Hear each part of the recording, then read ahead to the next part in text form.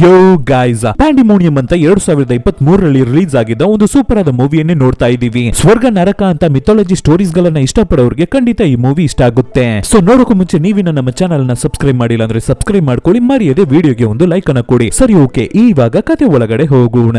Opening scene ಅಲ್ಲಿ ಸುಮ್ನೆ ಬಳಸ್ಕೊಂಡು ಹೋಗುವಂತಹ ಒಂದು ದೊಡ್ಡ ಬ್ರಹ್ಮಾಂಡವಾದ ಬೆಟ್ಟವನ್ನು ತೋರಿಸ್ತಾರೆ. ಆ ಬೆಟ್ಟದಲ್ಲಿ ಒಬ್ಬ ಗಾಬರಿಯಾಗಿ ಎಚ್ಚರಿಯಾಗಿ ಎದ್ದೇಳ್ತಾನೆ. ಇವನೇನೆ ಈ ಮೂವಿಯ ಹೀರೋ. ಮಧ್ಯ ರೋಡ್ ಅಲ್ಲಿ ಬಿದ್ದಿದ್ದು ಇವಾಗ ಎಚ್ಚರಿಯಾಗೋ ರೀತಿ ಕಾಣ್ತಾ ಇದೆ. ಮುಂದೆ ನೋಡಿದ್ರೆ ಒಂದು ಕಾರು ಆಕ್ಸಿಡೆಂಟ್ ಗೆ ಒಳಗಾಗಿ ದಬಾಕೊಂಡು ಬಿದ್ದಿರುತ್ತೆ. ಇವನ ಕಾರೇನೆ ಅಯ್ಯೋ ಗಾಡಿ ಆಕ್ಸಿಡೆಂಟ್ ಗೆ ಒಳಗಾಗ್ಬಿಟ್ಟಿದೆ ಅನ್ಸುತ್ತೆ. ದಬಾಕೊಂಡು ಹಪ್ಪಳ ರೀತಿ ಆಗೋಗ್ಬಿಟ್ಟಿದೆ. ಆದ್ರೆ ನಮ್ಮ ಬಾಡಿಯಲ್ಲಿ ಒಂದು ಚೂರು ಸ್ಕ್ರಾಚಸ್ ಇಲ್ವಲ್ಲ ಅಂತ ಅವನಿಗೆ ತುಂಬಾನೇ ಖುಷಿ ಆಗ್ತಿರುತ್ತೆ, ಆಶ್ಚರ್ಯವಾಗೂ ಇರುತ್ತೆ. ಅದೇ ಸಮಯದಲ್ಲಿ ಪಕ್ಕದಲ್ಲಿ ಡ್ಯಾನಿಯಲ್ ಅಂತ ಒಬ್ಬ ಇರ್ತಾನೆ. ಅವನ ಬೈಕ್ ಮೇಲೇನೆ ನಮ್ಮ ಹೀರೋನ ಕಾರು ಡ್ಯಾಶ್ ಆಗಿ ಇಷ್ಟು ದೊಡ್ಡ ಆಕ್ಸಿಡೆಂಟ್ ಗೆ ಒಳಗಾಗಿರೋದು. ಈ ಡ್ಯಾನಿಯಲ್ ಮೈಯಲ್ಲೂ ಒಂದು ಚೂರು ಸ್ಕ್ರಾಚಸ್ ಇಲ್ಲ. ಅದನ್ನ ನೋಟ್ ಮಾಡಿದ ನಮ್ಮ ಹೀರೋ, ಏನಪ್ಪಾ ನಿನ್ನ ಮೈಯಲ್ಲೂ ಗಾಯಗಳಿಲ್ಲ, ನನ್ನ ಮೈಯಲ್ಲೂ ಗಾಯಗಳಿಲ್ಲ, ಆದ್ರೆ ಇಷ್ಟು ದೊಡ್ಡ ಆಕ್ಸಿಡೆಂಟ್ ಆಗಿದೆ, ಆದ್ರೂ ನಮ್ಮ ಬಾಡಿ ಸೇಫ್ ಆಗಿರ್ತಾ ಇದೆಯಲ್ಲ, ಇಬ್ರು ನಾವು ಎಸ್ಕೇಪ್ ಆಗ್ಬಿಟ್ವಾ? ಅಪ್ಪ ಎಷ್ಟು ದೊಡ್ಡ ಆಕ್ಸಿಡೆಂಟ್ ಅಲ್ಲ, ದೊಡ್ಡ ವಿಷಯ ಕಣಪ್ಪ ಅಂತ ನಮ್ಮ ಹೀರೋ ಹೇಳ್ತಿರ್ಬೇಕಾದ್ರೆ ಆವಾಗ ಡ್ಯಾನಿಯಲ್, ಯಪ್ಪ ಕಾರನ್ನು ಓಡಿಸ್ಕೊಂಡ್ ಬಂದಿದ್ದು ನೀನೆ, ಬೈಕ್ ನ ರೈಡ್ ಮಾಡ್ಕೊಂಡ್ ಬಂದಿದ್ದು ನಾನೇ, ದೊಡ್ಡ ಆಕ್ಸಿಡೆಂಟ್ ಆಗೋಗಿದೆ, ನನ್ನ ಬೈಕು ಕೆಳಗಡೆ ಹಪ್ಪಳ ರೀತಿ ಆಗೋಗ್ಬಿಟ್ಟಿದೆ, ಅದ್ರ ಮೇಲೆ ನಿನ್ನ ಕಾರು ಬಿದ್ದಿದೆ, ಆದ್ರೆ ಈ ಕಾರನ್ನ ಬಿಟ್ಟು ನೀನು ಹೊರಗಡೆ ಬಂದಿದ್ದು ಏನಾದ್ರೂ ಜ್ಞಾಪಕ ಇದೆಯಾ ಅಂತ ಡ್ಯಾನಿಯಲ್ ಕೇಳ್ಬೇಕಾದ್ರೆ ನಮ್ಮ ಹೀರೋಗೆ, ಹೌದಲ್ಲ, ಕಾರಣ ಬಿಟ್ಟು ಡೋರ್ ಅನ್ನ ಓಪನ್ ಮಾಡಿ ಹೊರಗಡೆ ಬಂದಿರೋ ರೀತಿ ಯಾವುದೇ ರೀತಿಯ ನೆನಪು ನಮಗಿಲ್ವಲ್ಲ ಅಂತ ಯೋಚನೆ ಮಾಡಿದ ನಮ್ಮ ಹೀರೋ, ಹೌದು ನನಗೆ ಯಾವುದೇ ರೀತಿಯ ನೆನಪು ಇಲ್ಲ ಅಂತ ಹೇಳ್ತಾನೆ. ಅದಕ್ಕೆ ಡ್ಯಾನಿಯಲ್, ಹಾಗಾದ್ರೆ ಈ ಆಕ್ಸಿಡೆಂಟ್ ಅಲ್ಲಿ ನಾವಿಬ್ಬರು ತೀರೋಗ್ಬಿಟ್ಟಿದೀವಿ ಅನ್ಸುತ್ತೆ, ಇವಾಗ ಮಾತಾಡ್ತಿರುವ ನಾವು ಬರೀ ಆತ್ಮಗಳೇ ಇರಬೇಕು, ನಮ್ಮ ರಿಯಲ್ ಬಾಡಿಗಳಿಲ್ಲ ಅಂತ ಡ್ಯಾನಿಯಲ್ ಹೇಳ್ಬೇಕಾದ್ರೆ ಇದನ್ನ ನಂಬೋದಕ್ಕೆ ನಮ್ಮ ಹೀರೋ ರೆಡಿಯಾಗೇ ಇಲ್ಲ. ಚೇಚೆ ಹಾಗೆಲ್ಲ ಇರಲ್ಲ ಕಣಪ್ಪ ಅಂತ ಹೀರೋ ಹೇಳ್ಬೇಕಾದ್ರೆ, ಇವಾಗ ನಾನು ಪ್ರೂವ್ ಮಾಡಿ ತೋರಿಸ್ತೀನಿ ಅಂತ ಡ್ಯಾನಿಯಲ್ ದಬಾಕೊಂಡಿರುವ ಕಾರಿನ ಡೋರ್ ಅನ್ನು ಓಪನ್ ಮಾಡಿ ಒಳಗಡೆ ಇರ್ತಾ ಇರುವ ನಮ್ಮ ಹೀರೋ ಅವನ ಡೆಡ್ ಬಾಡಿಯನ್ನು ಹೊರಗಡೆ ತೆಗೆದು ಬಿಸಾಕ್ತಾನೆ. ಇವಾಗ ನಮ್ಮ ಹೀರೋ ಅವನ ಕಣ್ಣಾರೆ ಅವನ ಡೆಡ್ ಬಾಡಿಯನ್ನು ನೋಡ್ತಾನೆ. ಕಾರನ್ನ ಬಿಟ್ಟು ಅವನು ಹೊರಗಡೆ ಬರ್ಲೇ ಇಲ್ಲ, ಕಾರ್ ಒಳಗಡೆನೆ ಸತ್ತೋಗಿರ್ತಾನೆ. ಹಾಗಾದ್ರೆ ಇಲ್ಲಿ ಮೈಯಲ್ಲಿ ಯಾವುದೇ ರೀತಿಯ ಗಾಯಗಳು ಇಲ್ಲದೆ ಮಾತಾಡ್ತಾ ನಿಂತಿರೋರು ಇವರಿಬ್ಬರುವೆ ಆತ್ಮಗಳಾಗೆ ಇರಬೇಕು. ತುಂಬಾನೇ ಹೀರೋಗೆ ಭಯವಾಗ್ತಿರುತ್ತೆ. ಆದ್ರೂ ಇಲ್ಲ ನಾನು ಜಸ್ಟ್ ಕೋಮದಲ್ಲಿ ಇರಬೇಕು ಅಷ್ಟೇ, ಬೇಗ ಪೊಲೀಸ್ಗೆ ಕಾಲ್ ಮಾಡಬೇಕು, ಆಂಬ್ಯುಲೆನ್ಸ್ ಗೆ ಕಾಲ್ ಮಾಡಿ ಎದೆಲು ಅಂತ ಅವನ ಬಾಡಿಯನ್ನೇ ಅವನ ಆತ್ಮ ಎಪ್ಸೋದಕ್ಕೆ ಟ್ರೈ ಮಾಡ್ತಿರ್ತಾನೆ. ಆವಾಗ ಡ್ಯಾನಿಯಲ್, ಏನಪ್ಪ ನೀನು ಎಷ್ಟು ಸಲ ಹೇಳಿದ್ರು ಅರ್ಥ ಮಾಡ್ಕೊಳಲ್ವಾ, ನಾವಿಬ್ಬರು ತೀರೋಗ್ಬಿಟ್ಟಿದೀವಿ, ಇವಾಗ ಮಾತಾಡ್ತಾ ನಿಂತಿರೋದು ನಮ್ಮ ಆತ್ಮಗಳೇ, ಹೇಳಿದ್ರೆ ಅರ್ಥ ಮಾಡ್ಕೊಳಪ್ಪ ಅಂತ ನಮ್ಮ ಹೀರೋಗೆ ಅರ್ಥ ಮಾಡಿಸೋದಕ್ಕೆ ಟ್ರೈ ಮಾಡ್ತಿರ್ತಾನೆ ಡ್ಯಾನಿಯಲ್. ಅದೇ ಸಮಯದಲ್ಲಿ ಹಿಂದೆ ಒಂದು ಕಾರ್ ಬರುತ್ತೆ. ಈ ಆಕ್ಸಿಡೆಂಟ್ ನಡೆದಿರೋದನ್ನ ನೋಡಿ ಕಾರನ್ನ ಸ್ಟಾಪ್ ಮಾಡ್ಬಿಟ್ಟು ಅದ್ರ ಒಳಗಡೆಯಿಂದ ಒಬ್ಬ ವ್ಯಕ್ತಿ ಇಳಿದು ಬರ್ತಾನೆ. ಅವನನ್ನು ನೋಡಿದ ನಮ್ಮ ಹೀರೋ, ಸರ್ ಬೇಗ ಬನ್ನಿ, ಇಲ್ಲಿ ಏಟಾಗಿ ಬಿದ್ದಿರೋನನ್ನ ಬೇಗ ಹಾಸ್ಪಿಟಲ್ ಅಲ್ಲಿ ಜಾಯಿನ್ ಮಾಡಿ, ಇವನು ಜಸ್ಟ್ ಕೋಮದಲ್ಲಿ ಇರ್ಬೇಕು ಅನ್ಸುತ್ತೆ ಅಂತ ನಮ್ಮ ಹೀರೋ ಜೋರಾಗಿ ಕಿರ್ಚ್ಕುತ್ತಾನೆ. ಆದ್ರೆ ಇವಾಗ ಹೊಸದಾಗಿ ಬಂದಿರುವ ವ್ಯಕ್ತಿಗೆ ನಮ್ಮ ಹೀರೋ ಮಾತಾಡೋದು ಅಲ್ಲ ಡ್ಯಾನಿಯಲ್ ಮಾತಾಡೋದು ಯಾವುದುವೆ ಅವರ ಕಿವಿಗೇನೆ ಬೀಳ್ತಿರಲ್ಲ. ಹೊರಗಡೆ ಬಂದ ವ್ಯಕ್ತಿ ಇವಾಗ ಅಲ್ಲಿ ಆಕ್ಸಿಡೆಂಟ್ ಗೆ ಒಳಗಾಗಿ ಬಿದ್ದಿರುವ ಡೆಡ್ ಬಾಡೀಸ್ ಗಳನ್ನ ಚೆಕ್ ಮಾಡಿ ನೋಡ್ತಾನೆ. ಅದರಲ್ಲಿ ಅವರುಗಳ ಪರ್ಸ್ ಸಿಗುತ್ತೆ. ಆ ಪರ್ಸ್ ಅಲ್ಲಿ ಸ್ವಲ್ಪ ಹಣ ಇರುತ್ತೆ. ಆ ಹಣವನ್ನ ಕದ್ದು ಹೋಗ್ತಾನೆ ಆ ವ್ಯಕ್ತಿ. ಎಮ್ಮೆ ರೀತಿ ಇವರಿಬ್ಬರು ಆ ಜಾಗದಲ್ಲಿ ನಿಂತಿರ್ಬೇಕಾದ್ರೂ ಕೂಡ ಅವನು ಬಂದು ಹಣವನ್ನು ಕದ್ದು ಹೋಗ್ತಿದ್ದಾನೆ ಅಂದ್ರೆ ಏನು ಅರ್ಥ? ಮನುಷ್ಯರ ಕಣ್ಣಿಗೆ ಇವರಿಬ್ಬರು ಕಾಣ್ತಾ ಇಲ್ಲ ಅಂತ ಅರ್ಥ. ಅಂದ್ರೆ ಅವರುಗಳು ಸತ್ತೋಗಿ ಆತ್ಮವಾಗ್ಬಿಟ್ಟಿದ್ದಾರೆ ಅಂತ. ಆವಾಗ್ಲೇನೆ ನಮ್ಮ ಹೀರೋಗೆ ಅವನು ಸತ್ತೋಗ್ಬಿಟ್ಟಿದ್ದಾನೆ ಅನ್ನೋದು ಅರ್ಥ ಆಗ್ಲಿಕ್ಕೆ ಬರುತ್ತೆ. ಅಯ್ಯೋ ನಾನು ತೀರೋಗ್ಬಿಟ್ನ, ನನ್ನ ಮಕ್ಕಳು, ನನ್ನ ಫ್ರೆಂಡ್ಸ್, ನನ್ನ ಫ್ಯಾಮಿಲಿ, ಅವ್ರಗಳ ಹತ್ರ ಏನನ್ನು ನಾನು ಹೇಳಿಲ್ವಲ್ಲ, ಇವಾಗ ಸಡನ್ ಆಗಿ ತೀರೋಗ್ಬಿಟ್ಟಿದ್ದೇನಲ್ಲ, ಫ್ಯೂಚರ್ ಬಗ್ಗೆ ಸಿಕ್ಕಾಪಟ್ಟೆ ಕನಸುಗಳು ಇರ್ತಾ ಇತ್ತು ನನಗೆ ಅಂತ ನಮ್ಮ ಹೀರೋ ಏನೇನು ಮಾತಾಡ್ತಿರ್ತಾನೆ. ಅದೇ ಸಮಯದಲ್ಲಿ ಈ ಕಡೆ ಡ್ಯಾನಿಯಲ್ ಅವನ ಹೆಂಡತಿ ಮಕ್ಕಳ ಬಗ್ಗೆ ಯೋಚನೆ ಮಾಡಿ ತುಂಬಾನೇ ಬೇಜಾರಾಗ್ತಿರ್ತಾನೆ. ಆವಾಗ್ಲೇ ನಮ್ಮ ಡ್ಯಾನಿಯಲ್ಗೆ ಒಂದು ಡೌಟ್ ಉಂಟಾಗುತ್ತೆ. ಇರು ನಾನು ನನ್ನ ಹೆಂಡತಿ ಮಕ್ಕಳನ್ನ ಮಿಸ್ ಮಾಡ್ಕೋತಿದ್ದೀನಿ ಅಂತ ಬೇಜಾರಾದೆ, ಆದ್ರೆ ನೀನು ನಿನ್ನ ಮಕ್ಕಳನ್ನು ಫ್ರೆಂಡ್ಸ್ ಅನ್ನು ಕಳ್ಕೊಂಡಿರೋದಾಗಿ ನೀನು ಫೀಲ್ ಮಾಡಿದೆ, ಹಾಗಾದ್ರೆ ನಿನ್ನ ಹೆಂಡತಿ ಅವರನ್ನು ನೀನು ಮಿಸ್ ಮಾಡ್ಕೋತಿಲ್ವಾ ಅಂತ ಕೇಳ್ಬೇಕಾದ್ರೆ ಈ ಕಡೆ ನಮ್ಮ ಹೀರೋ ಇನ್ನು ಅವನ ಕೈಯಲ್ಲಿ ಅವನು ಸತ್ತೋಗ್ಬಿಟ್ಟಿದ್ದಾನೆ ಅನ್ನೋ ಶಾಕ್ ಅನ್ನ ಬಿಟ್ಟು ಹೊರಗಡೆ ಬರೋಕೆ ಆಗ್ತಿಲ್ಲ.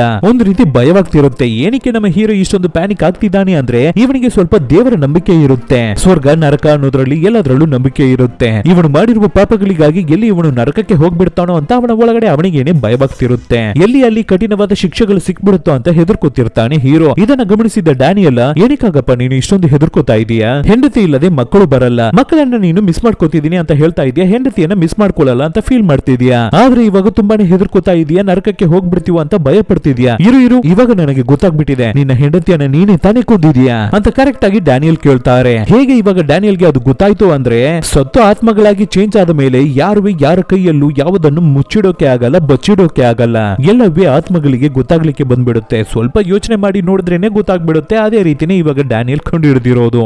ಎಸ್, ಫಾರ್ ಶೋರ್ ನಮ್ಮ ಹೀರೋನೇ ಅವನ ಹೆಂಡತಿಯನ್ನ ಕೊಂದಿರೋದು. ಈ ರೀತಿ ಇವ್ರುಗಳು ಮಾತಾಡ್ತಾನೆ ಇರ್ಬೇಕಾದ್ರೆ ಆ ಜಾಗದಲ್ಲಿ ಡೋರ್ ರೀತಿ ಒಂದು ವಿಷಯ ಸೃಷ್ಟಿಯಾಗುತ್ತೆ. ನೋಡೋದಕ್ಕೆ ಸ್ವರ್ಗಕ್ಕೆ ಹೋಗೋ ರೀತಿಯ ಡೋರ್ ರೀತಿ ಕಾಣುತ್ತೆ. ಅದು ಆ ಡೋರ್ ಅನ್ನು ಓಪನ್ ಮಾಡಿದ ತಕ್ಷಣ ಅದ್ರ ಒಳಗಡೆಯಿಂದ ಒಂದು ರೀತಿಯ ಮ್ಯೂಸಿಕ್ ಕೇಳ್ತಾನೆ ಇರುತ್ತೆ. ಅದು ಒಬ್ಬರ ಕಿವಿಗೆ ಮಾತ್ರ ಕೇಳ್ತಾ ಇರುತ್ತೆ. ಯಾರದು? ನಮ್ಮ ಡ್ಯಾನಿಯಲ್ ಕಿವಿಗೆ. ಆದ್ರೆ ಜೊತೆನೆ ಇರ್ತಾ ಇರುವ ನಮ್ಮ ಹೀರೋನ ಕಿವಿಗೆ ಒಂದು ಚೂರು ಸದ್ದೆ ಕೇಳ್ತಾ ಇಲ್ಲ. ಆ ಮ್ಯೂಸಿಕ್ ಸದ್ದು ನಿನಗೆ ಕೇಳ್ತಾ ಇಲ್ವಾ ಅಂತ ಡ್ಯಾನಿಯಲ್ ಕೇಳ್ಬೇಕಾದ್ರೆ ಇಲ್ಲ ಕಣಪ್ಪ, ನನ್ನ ಕಿವಿಗೆ ಯಾವುದೇ ರೀತಿಯ ಸದ್ದು ಕೇಳ್ತಾ ಇಲ್ವಲ್ಲ ಅಂತ ಹೇಳ್ತಾನೆ ಹೀರೋ.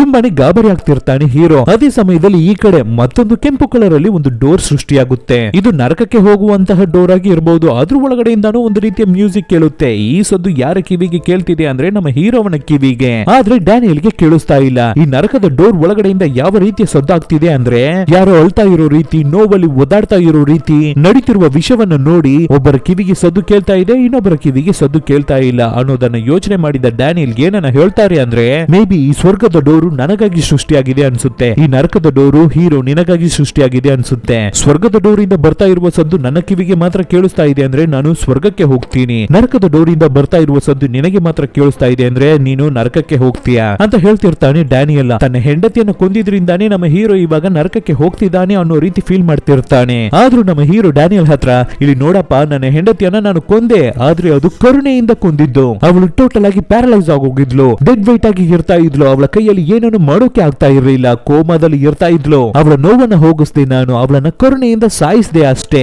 ಇದು ತಪ್ಪ ಅಂತ ಹೀರೋ ಕೇಳ್ಬೇಕಾದ್ರೆ ಇದನ್ನ ದೊಡ್ಡದಾಗಿ ಕಿವಿಗೆನೆ ಹಾಕೋತಾ ಇಲ್ಲ ನಮ್ಮ ಡ್ಯಾನಿಯಲ್. ನಂತರ ಅವನಿಗಾಗಿ ಸೃಷ್ಟಿಯಾಗಿರುವ ಸ್ವರ್ಗದ ಡೋರ್ ಮುಂದೆ ಬಂದು ನಿಂತ್ಕೋತಾನೆ. ಸ್ವರ್ಗದ ಎಂಟ್ರಿ ಒಳಗಡೆ ಡ್ಯಾನಿಯಲ್ ಮುಂದೆ ಹೋಗೋಣ ಅಂತ ಹೋಗ್ಬೇಕಾದ್ರೆ ಆವಾಗ ನಮ್ಮ ಹೀರೋ ಸಡನ್ ಆಗಿ ಡ್ಯಾನಿಯಲ್ ನ ಹಿಡಿದು ಹಿಂದೆ ತಳ್ಬಿಟ್ಟು ನಾನೇನೆ ಸ್ವರ್ಗಕ್ಕೆ ಹೋಗೋದು ಅಂತ ಒಳಗಡೆ ನುಗ್ಬಿಡ್ತಾನೆ. ಒಳಗಡೆ ಬಂದು ನೋಡಿದ್ರೆ ಸ್ವರ್ಗದ ಡೋರು ನಮ್ಮ ಹೀರೋವನ್ನ ಆಕ್ಸೆಪ್ಟ್ ಮಾಡ್ಕೋತಿಲ್ಲ, ಹಾಗೆ ಅವನನ್ನ ಹೊರಗಡೆ ತಳ್ಳಿಬಿಡುತ್ತೆ. ಅದಕ್ಕೆ ಡ್ಯಾನಿಯಲ್ ಅಯ್ಯೋ ಪಾಪಿ, ನನಗಾಗಿ ಸೃಷ್ಟಿಯಾಗಿರುವ ಡೋರ್ ಒಳಗಡೆ ನೀನು ನುಗ್ತಾ ಇದೆಯಲ್ಲೋ, ಹಾಗಾದ್ರೆ ನೀನು ಎಷ್ಟು ಕೆಟ್ಟವನಾಗಿರ್ತೀಯ, ಒಳ್ಳೆಯವರಿಗೆ ಮಾತ್ರವೇ ಸ್ವರ್ಗದಲ್ಲಿ ಜಾಗ ಇರುತ್ತೆ, ಅದ್ರ ಒಳಗಡೆ ಹೋಗೋದಕ್ಕೆ ಅಲೋ ಇರುತ್ತೆ ಅಂತ ಹೇಳಿದ ಮೇಲೆ ಅದಕ್ಕೆ ಹೀರೋ ಹೌದು ಕಣಪ್ಪ, ನನ್ನ ತಪ್ಪೇನೆ, ನಾನು ಆ ರೀತಿ ನಿನ್ನನ್ನು ತಳ್ಬಿಟ್ಟಿರ್ಬಾರ್ದಾಗಿತ್ತು, ಕ್ಷಮಿಸ್ಬಿಡು ಅಂತ ನಮ್ಮ ಹೀರೋ ಸಾರಿ ಕೇಳ್ತಾನೆ. ಅದಕ್ಕೆ ಡ್ಯಾನಿಯಲ್ ಸರಿ ಕಣಪ್ಪ, ಕ್ಷಮಿಸ್ತೀನಿ, ನಾನು ಆರಾಮಾಗಿ ಹೋಗಿದ್ದು ಬರ್ತೀನಿ, ಬಾಯ್ ಬಾಯ್ ಟಾಟಾ ಅಂತ ನಮ್ಮ ಹೀರೋಗೆ ಒಂದು ಹಗ್ಗನ್ನ ಮಾಡಿ ಬಾಯ್ ಅಂತ ಹೇಳಿ ಸ್ವರ್ಗದ ಎಂಟ್ರೆನ್ಸ್ ಒಳಗಡೆ ನುಗ್ಗೋದಕ್ಕೆ ರೆಡಿ ಆಗ್ತಾನೆ ನಮ್ಮ ಡ್ಯಾನಿಯಲ್. ಆ ಸಮಯದಲ್ಲಿ ನಮ್ಮ ಹೀರೋ ಹತ್ರ ಈ ಆಕ್ಸಿಡೆಂಟ್ ಗೆ ನೀನು ಮಾತ್ರ ಕಾರಣ ಇಲ್ಲ ಕಣಪ್ಪ, ನಾನುವೇ ಕಾರಣ.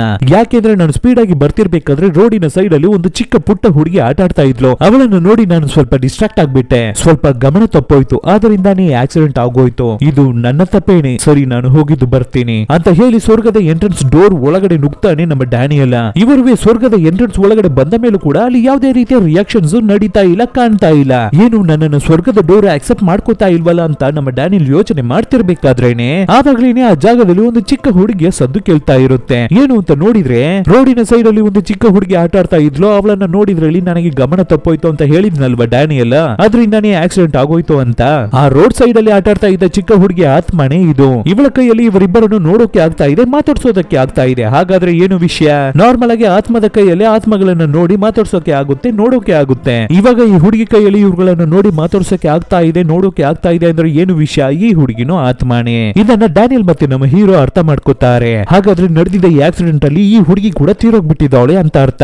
ಹೇಗೆ ನೀನು ತೀರೋದೆ ಅಂತ ಕೇಳಿದ್ರೆ ನನ್ನನ್ನು ಒಬ್ರು ಸ್ಪೀಡ್ ಆಗಿ ಬೈಕ್ ಅಲ್ಲಿ ಬಂದು ಡ್ಯಾಶ್ ಮಾಡಿಬಿಟ್ರು ಅಂತ ಹೇಳಿ ಆ ಹುಡುಗಿ ತುಂಬಾನೇ ಬೇಜಾರಾಗ್ತಿರ್ತಾಳೆ. ಆವಾಗ್ಲೇನೆ ನಮ್ಮ ಡ್ಯಾನಿಯಲ್ ಅಯ್ಯೋ ನಾನೇನೆ ನಿನ್ನೆ ರಾತ್ರಿ ಪಾರ್ಟಿಯಲ್ಲಿ ಸಿಕ್ಕಾಪಟ್ಟೆ ಎಣ್ಣೆ ಹೊಡೆದಿದ್ದೆ, ನಿಶೆ ಇಳಿಯೋಷ್ಟರಲ್ಲಿ ಬೈಕ್ ಅನ್ನ ಸ್ಟಾರ್ಟ್ ಮಾಡಿಬಿಟ್ಟೆ, ಸೊ ಆ ನಿಶೆಲೆ ನಾನು ಬೈಕ್ ಅನ್ನ ಡ್ರೈವ್ ಮಾಡಿ ಬಂದು ಈ ಮಗು ಮೇಲೆ ಬಿಟ್ಬಿಟ್ಟಿದ್ದೀನಿ ಅನ್ಸುತ್ತೆ, ಅದ್ರಲ್ಲಿ ಈ ಹುಡುಗಿ ತೀರೋಗ್ಬಿಟ್ಟಿದ್ದಾಳೆ. ಹಾಗಾದ್ರೆ ಈ ಜಾಗದಲ್ಲಿ ಸೃಷ್ಟಿಯಾಗಿರುವ ಆ ಸ್ವರ್ಗದ ಡೋರು ಈ ಹುಡುಗಿಗಾಗಿ ಸೃಷ್ಟಿಯಾಗಿರ್ಬೇಕು. ಸರಿಮಾ, ಹಾಗಾದ್ರೆ ನೀನು ಈ ಸ್ವರ್ಗದ ಎಂಟ್ರೆನ್ಸ್ ಒಳಗಡೆ ಹೋಗು ಅಂತ ಇವ್ರುಗಳು ಹೇಳಿದ್ರೆ ಅದಕ್ಕೆ ಆ ಹುಡುಗಿ ಇಲ್ಲ ಇಲ್ಲ ನನಗೆ ಮುಂಚೆನೆ ಗೊತ್ತಿಲ್ಲದೆ ಇರುವ ಜಾಗದ ಒಳಗಡೆ ನಾನು ಹೋಗಲ್ಲ ಅಂತ ಹಠ ಮಾಡ್ತಿರ್ತಾಳೆ ಹುಡುಗಿ. ಅದಕ್ಕೆ ನಮ್ಮ ಹೀರೋ ತುಂಬಾನೇ ಅಡ್ವೈಸ್ ಮಾಡ್ತಾನೆ ಆ ಹುಡುಗಿಗೆ, ನಾವು ನೀನನ್ನು ಏನನ್ನು ಮಾಡಲ್ಲ ಕಣಮ್ಮ, ಅದ್ರ ಒಳಗಡೆ ಹೋದ್ರೆ ನಿನಗೆ ಏನುವೇ ಆಗಲ್ಲ, ಧೈರ್ಯವಾಗಿ ನೀನು ಹೋಗು ಅಂತ ಹೇಳಿದ್ರೆ ಆ ಹುಡುಗಿ ಜೋರಾಗಿ ಕಿರ್ಚ್ಕೋತಾವಳೆ. ಇವ್ರುಗಳ ಹತ್ರ ಹೋದ್ರೇನೆ ಸಿಕ್ಕಾಪಟ್ಟೆ ಜೋರಾಗಿ ಕಿರ್ಚ್ಕೋತಾವಳೆ. ಸೊ ಆ ಹುಡುಗಿ ಕಿರ್ಚ್ಕೊಳ್ಳೋದನ್ನ ತಡ್ಕೊಳಕ್ಕೆ ಆಗದೆ ಇರುವ ನಮ್ಮ ಡ್ಯಾನಿಯಲ್ ನೈಸ್ ಆಗಿ ಆ ಹುಡುಗಿಯನ್ನು ಎತ್ಕೊಂಡು ಹೋಗಿ ಆ ಸ್ವರ್ಗದ ಎಂಟ್ರೆನ್ಸ್ ಒಳಗಡೆ ತೂದು ಬಿಸಾಕ್ತಾರೆ. ಸೊ ಆ ಹುಡುಗಿ ಸ್ವರ್ಗದ ಎಂಟ್ರೆನ್ಸ್ ಒಳಗಡೆ ಹೋಗಿದ್ದ ತಕ್ಷಣ ಆಟೋಮೆಟಿಕ್ ಆ ಡೋರ್ ಕ್ಲೋಸ್ ಆಗ್ಬಿಡುತ್ತೆ, ಅಂದ್ರೆ ಮಾಯವಾಗ್ಬಿಡುತ್ತೆ.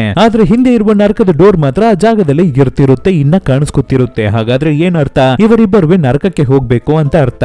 ಇಬ್ಬರುವೆ ನರಕದ ಎಂಟ್ರೆನ್ಸ್ ಡೋರ್ ಮುಂದೆ ನಿಂತಿರ್ತಾರೆ, ಯಾರು ಫಸ್ಟ್ ಒಳಗಡೆ ಹೋಗ್ಬೇಕು ಅಂತ ಯೋಚನೆ ಮಾಡ್ತಿರ್ತಾರೆ. ಆವಾಗ ನಮ್ಮ ಹೀರೋ ಡ್ಯಾನಿಯಲ್ಗೆ ಹಿಂದೆಯಿಂದ ಜೋರಾಗಿ ಒದ್ದು ಹೋಗೋ ನೀನು ಒಳಗಡೆ ಅಂತ ಓಡಿಸ್ಬಿಡ್ತಾರೆ. ಡ್ಯಾನಿಯಲ್ ಒಳಗಡೆ ಹೋಗಿದ್ದ ತಕ್ಷಣ ಅವನನ್ನ ನರಕ ಅಕ್ಸೆಪ್ಟ್ ಮಾಡ್ಕೊಳ್ಳುತ್ತೆ. ನಂತರ ನಮ್ಮ ಹೀರೋ ಹಾಗಾದ್ರೆ ನರಕ ನರಕದ ಒಳಗಡೆ ಹೋದ್ರೆ ನಮ್ಮನ್ನ ನರಕದ ಡೋರು ಅಕ್ಸೆಪ್ಟ್ ಮಾಡ್ಕೊಳ್ಳುತ್ತಾ?